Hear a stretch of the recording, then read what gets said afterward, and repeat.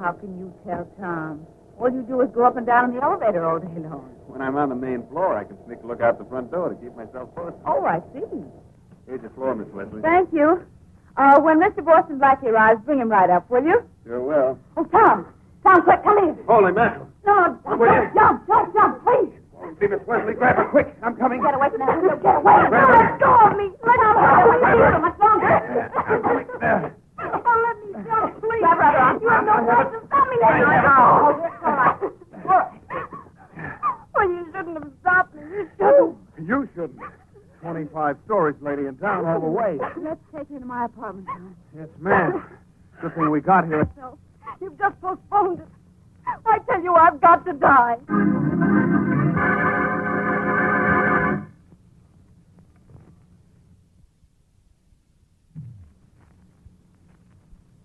Now meet Richard Calmer's Boston Blackie. Enemy to those who make him an enemy, friend to those who have no friend.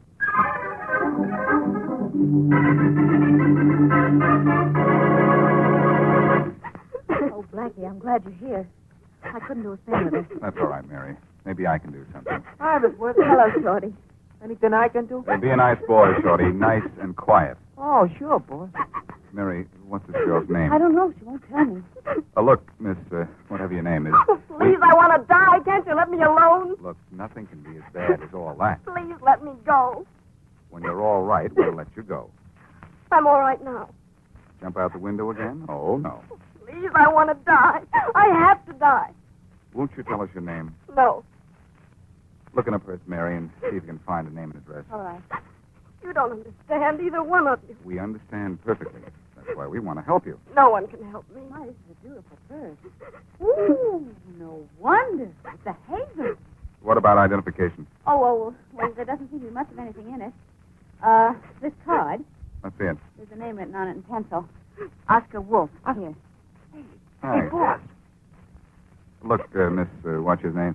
Are you Mrs. Oscar Wolfe? No. If you must know my name, it's Larson. Mrs. Janice Larson. Hey, boss. Just a minute, Shorty. Look, Mrs. Larson, what's your connection with Oscar Wolfe? He's the reason that I...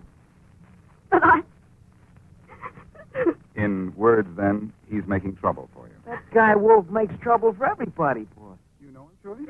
That's what I've been trying to tell you. Please let me go, will you? Not yet. Try to keep it quiet, will you, Mary? Shorty, how do you happen to know Oscar Wolfe? Well, I guess I shouldn't have said nothing, Blackie, but me and my pals are going to take care of Wolf our own way. Now, wait a minute, Shortman. You know better than to get into trouble again. Yeah. What me and my pals are figuring on doing to this Wolf ain't no trouble, boss. That's a pleasure. You let me handle Wolfe for you. No, thanks, boss. Where can I see him, Shorty? Now, look, please, boss, stay away from him, Look, will you? Mrs. Lawson, maybe you'll be able to tell me where I can get in touch with Mr. Wolfe. I can't tell you. All right, Shorty. Oh, Blackie, do I have to? What's his address? Well, all right. Got an office in a hollow building, number 2121. But that's just the front. Thanks, Shorty. And Mrs. Lawson, cheer up. When I find out what's behind that front, I'll be back.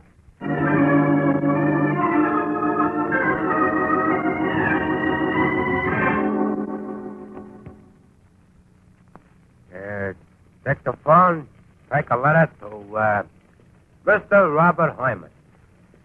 Dear Mr. Hyman, how are you? I am fine. I am fine. Period, semicolon. It sounded regular professional. Now, let's see how it comes back. So you push the dictaphone needle back. So.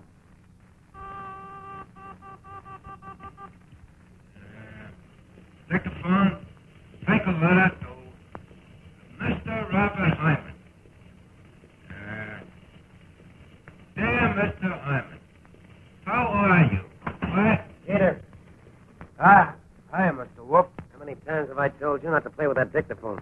Oh, Mr. Wolfe, it's fun. Look, I've been buzzing you on the inter-office phone for a whole minute. Couldn't you hear me? Was that what the buzzing was, Mr. Wolfe? I'm sorry. Listen, we're having a visitor in a few minutes. Yeah? Boston Blackie. Yeah? He phoned from downstairs. He's on his way up. Yeah? Do you have to answer yeah to everything I say? Yeah. Listen, I don't know why Boston Blackie suddenly wants to see me, but I have a good idea. Probably found out what we're up to. Yeah. All right, maybe Blackie knows nothing, so no rough stuff unless it's necessary. Now, when you say the word, Mr. Wolfe. I'm going to let you decide when and if this Blackie needs your attention. When he comes in, send him right into my office. You sit here at your desk and listen in through the inter-office telephone. Understand? Sure. And don't take time off to play with that dictaphone. No, listening in on you will be just as much fun. All right. If what Blackie talks to me about hits too close to home, you come into my office and get rid of him. Rough stuff, maybe, huh? Only if necessary. Understand? Yeah. That's probably Blackie out in the hall now. Wait a minute and then send him into my office. Yeah, Mr. Wolfe. Da-dum-da-da-dum-dum-da-da. Come in. Is Oscar Wolfe's office? Yeah. I'm Boston Blackie. I just phoned and made an appointment. Mr. Wolfe. Yeah, go right in. He's waiting for you. Thanks. The door right there. Thank you. Miss Wolfe, Come in. I'm Boston Blackie. And to what do I owe the pleasure of this visit? It may not be a pleasure, Wolfe. You know, you look very familiar to me. I get out and around. I think you mean in and out, Wolfe. In and out of jail. I've never been in jail. Not under the name of Oscar Wolfe. What do you mean? I came here with the idea that I was going to talk to a semi-legitimate businessman about some clients of his. I didn't know I was going to talk to you. You don't have clients, you have victims. Well, go ahead. Look, Wolfe, I don't know what your racket is, but that's only because I haven't bothered to check into it yet. Is this the beginning of a threat? That depends on you. It might only be a warning. But leave certain friends of mine alone, or I'll not only break your racket, but your neck along with it. I don't know what you're talking about. But you know what I mean, don't you? You propose violence to put an end to my business. And to you, too, Wolfe.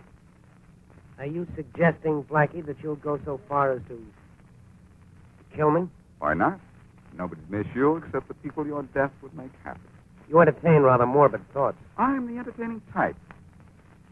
But don't let these friends of mine have any more trouble with you, Wolfe. That's all I've got to say. I still don't know what... Yes, Jeter? Yes, he is. But I think he's leaving. Yes, I guess I am. Goodbye, Blackie. If I were you, I'd keep hoping this is goodbye. Now, Jeter, I'm glad you didn't forget to listen in on the inter-office phone. Did more than that, Mr. Wolfe. And not only listened, I took down everything he said on a dictaphone. Won't you ever stop playing with that dictaphone? Oh, boys, it was fun. Now I got something else to listen to besides the dictaphone coming back to me.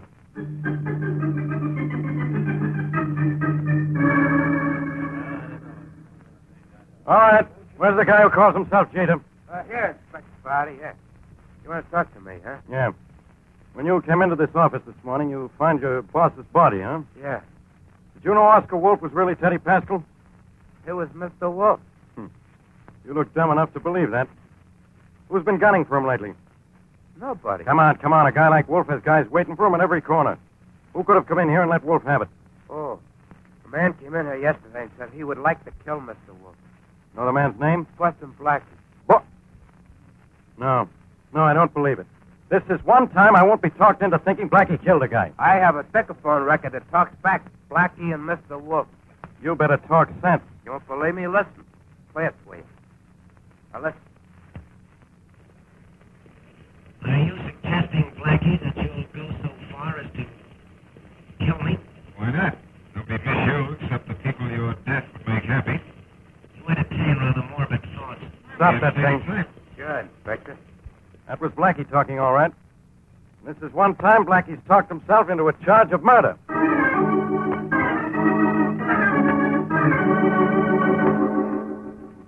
I don't think Wolfe will bother you again, Shorty. Oh, me and the boys are seeing to that, Blackie. In fact, we might have seen to it already. Huh?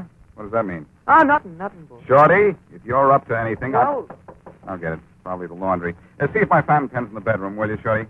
I've been missing it. Oh, sure, boy. All right. Now, what do you... Hello, Blackie. Well, Inspector Faraday. I suppose I have to invite you in. I'll come in anyhow. I'm sure of that. I was just thinking about you. Oh, rather, I was thinking about absolutely nothing, and that's the same thing. Don't try any tricks now, Blackie. This time I've got you in a murder rap you'll never beat. You're coming with me. Oh, no, not again. Put that gun away. Blackie, come back here. I'll shoot. Then go ahead and shoot. I'm going into the bedroom and lie down. I'm tired and mostly of you. Blackie, so help me. Open that door. I'll let you have it. Unlock that door, Blackie. I can hardly wait. Who did I kill this time, Inspector? Teddy Pascal, alias Oscar Wolfe. Teddy Pascal, huh? I knew I'd seen that face somewhere before. Oh, then you admit you went to see him. Sure I saw him. What did I do? Forget to pay admission? You threatened to kill him, Blackie, and you did. Did that puff-brained sidekick of his hear anything I said to Wolf? He not only heard it, wise guy, he made a recording of it, every word. That's why I'm taking you in for the murder of Oscar Wolfe. Sorry, Inspector, but I have other plans. The only thing you'll be able to plan from now on is a jailbreak, chum, because I've got the goods on you this time. Oh, Inspector. All right, Blackie. I gave you the warning to open that door. Blackie. Blackie! Yeah? Oh, what's the idea of scaring me like that? You know I missed on purpose. But next time I won't. And on purpose. Open up. Okay. That's better. Come out with your hands up. I ain't done nothing, Inspector. Honest, Sure, do you mean to tell me I've been talking to you? Yeah, me. Where's Blackie? Well, a minute ago, he all of a sudden got tired of conversing with you, and I tailed it out the back way.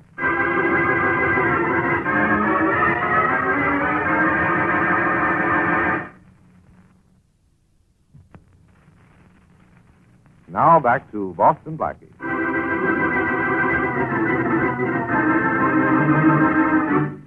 When a woman who later identified herself as Janice Larson tried to commit suicide, she was stopped by Mary Wesley, Boston Blackie's girlfriend.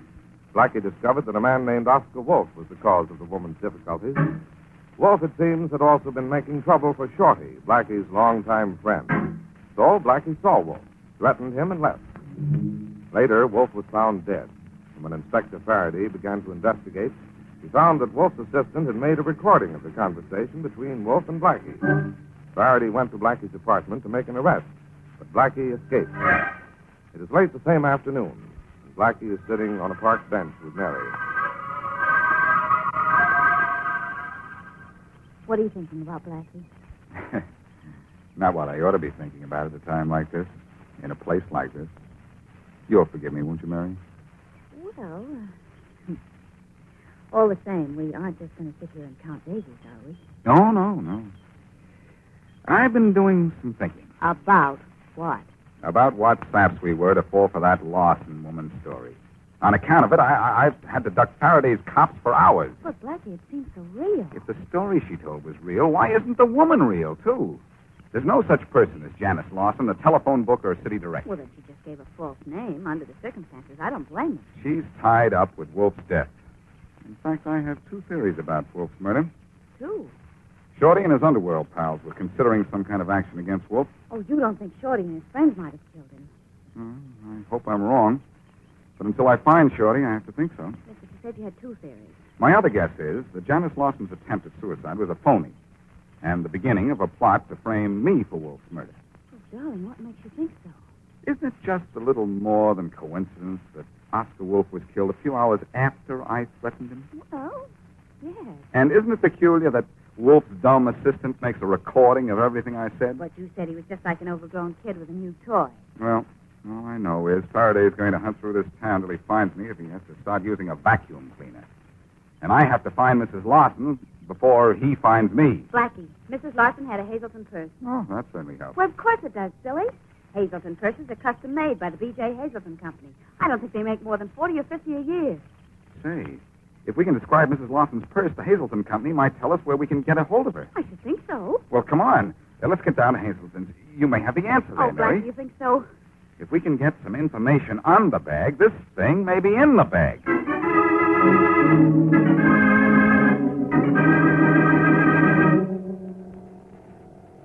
Fourth floor, please. So far, so bad, huh, Blackie? Well, we found out from Hazelton's that just 2 people bought a bag like the one we described, not 20.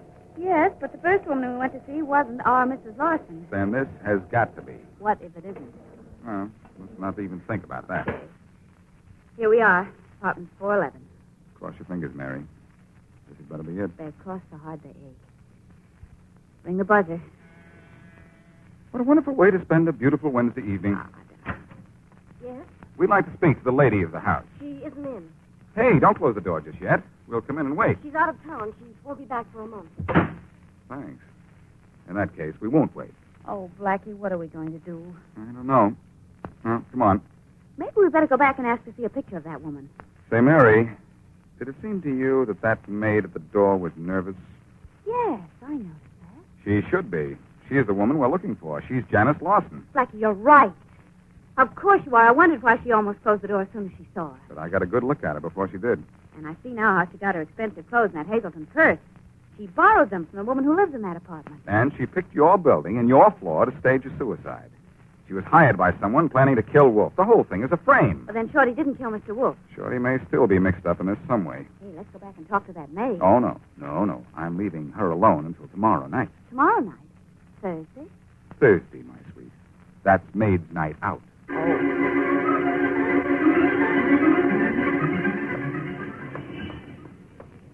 Hi, Blackie.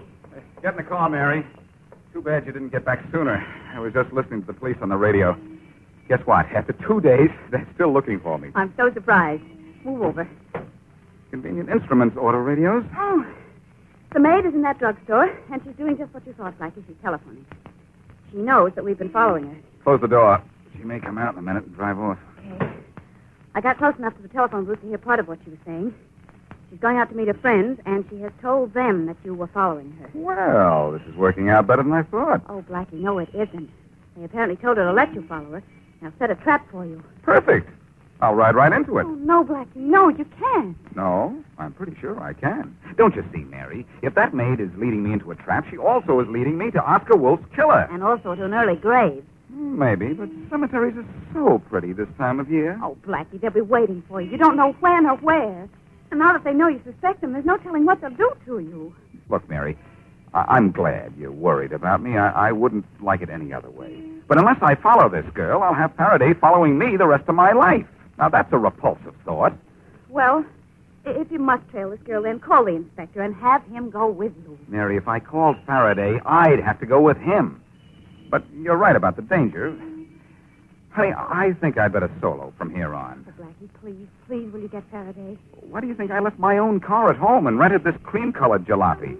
I don't want Faraday near me. Please don't do this, darling. Honey, I have to. Now, be a good girl and go home. I'll call you as soon as I have this thing cleared up. Oh, Blackie, you're such a fool. Go ahead, Mary. Please, a fool, then, huh? Out? I'll say I'm getting out. Oh, my goodness. My purse, I dropped it. Oh, you dropped your purse? Wait a minute. I'll come around and pick it up for I you. can pick up my own purse, thank you. Well, better do it quickly, then. Our girlfriend, the maid, is coming into the drugstore. Blackie, please, will you change your mind and call Faraday? Not a chance. I won't call him, and he has no way of finding me. No? If I were you, Blackie, I wouldn't be quite so sure.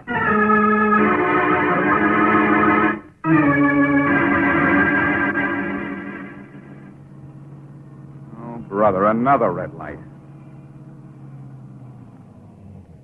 Give me a lift, bud. Sorry, Thanks.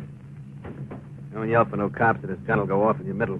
Well, you came along sooner than I thought you would. You gotta go, Light. Get going. Sure.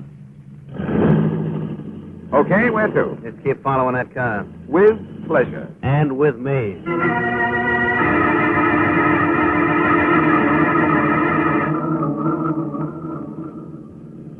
Go left at this crossroad. I got a gun on you, see? I'd rather watch the road than the rod. Joke. Glad you told me. And it's a cop car in back of it. He can't warn us, but don't give no signals when he passes. Signals? You mean like dropping my handkerchief? Hey, step on a brake. That cop is cutting us off. How unfortunate. Hey, what is this? Says we have company. Okay, Blackie. Don't try any tricks. I got a gun on you. Inspector Faraday. Why, everybody has a gun on me, even my little playmate here. Grab him on the other side, Monahan. Got him? Let you go of me. I got a permit. Sure. Come on, Blackie. You and your partner are going down to headquarters. Not till I finish what I started. You were finished when you killed Oscar Wolfe. I didn't kill Wolfe, and thanks to you, my one clue to Wolfe's real killer got away. No stalling. Come on. Look, Faraday, give me 60 seconds alone in this car with my pal here, and I'll find out who Wolfe's killer really is. And have you drive away? Nothing doing. All right, here. Here are the keys to this car. Ignition and everything. I don't know why I listened to you, Blackie. Because if you don't, you won't know anything. Let me out of here. Oh, no, pal. Oh, no. You and I are going to sit here and play patty cake. Faraday, you and Monahan take a little walk, will you? What are you going to do? Give my pal here 20 seconds to tell me where I can find Wolfe's killer. What if he won't talk? He'll talk, Faraday, or it'll be a week before he can move his jaw again.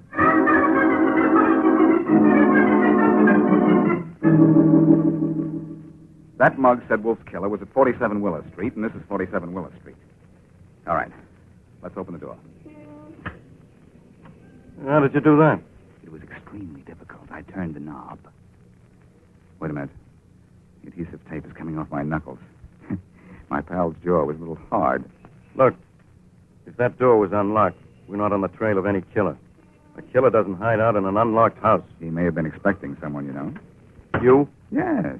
He expected me to be following a girl named Janice Lawson. Who's she? The girl I was following. And not for the reason you think. She probably screamed when she heard the siren on your car. Janice? Shh. What did I tell you? The voice came from that room there. Let's go. Not so fast. Janice? Unless he thinks it's Janice, he may duck out the back way. Come on. Up to the door, quick. Who's there? It's Janice! Come on in. Okay, Faraday, let's go. Janice, what's the All right, don't move. Hey, what is this? Hey, Faraday, look who's here. It's Jeter, Oscar Wolfe's secretary. Oh. Hey, Inspector Faraday. Well, aren't you going to say hello to me? Or did you expect me to arrive with less official company? What's this guy got to do with killing Wolfe? Check on Wolfe, and you'll find he was the boss of a very high-paying racket. I've already checked. He was hijacking drugstore supplies and selling them to anybody who'd take a chance. And this guy, Jeter, wanted to boss the racket himself. He's too dumb for that. I wouldn't hurt Mr. Wolfe.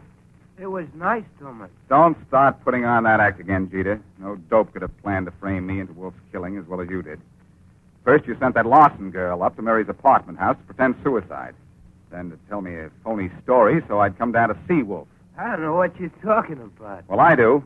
When I fell for your trick, you made a recording of everything I said to Wolfe. It was just about cinched the case against me. When what you had on that record sounded like condemning evidence against me, you shot and killed Wolfe. You don't make any sense. It seemed kind of funny to me that you'd have a record of Blackie's voice. It was too pat. I don't say this proves you killed Wolfe, but you're coming to headquarters for questioning. Don't yell, Jeter. Just say, come in. Let's get behind the door, Inspector. Quick. Come in. Peter, something awful has happened. Blackie stopped following me, and I had to duck some Who are you? What do you mean, who am I? You owe me $500. I never seen you before in my life. You never saw me before. You hired me to put on an act in that apartment building for you so you could get busting Blackie into your boss's office. That's it, Faraday. You fool, why didn't you keep your mouth shut? All right, lady. You too, Jeter. You're coming down to headquarters. Still only for questioning, Inspector? For answering, Blackie, to a charge of murder. I know when I've found my man. My congratulations, Inspector, for the brilliant way you found him.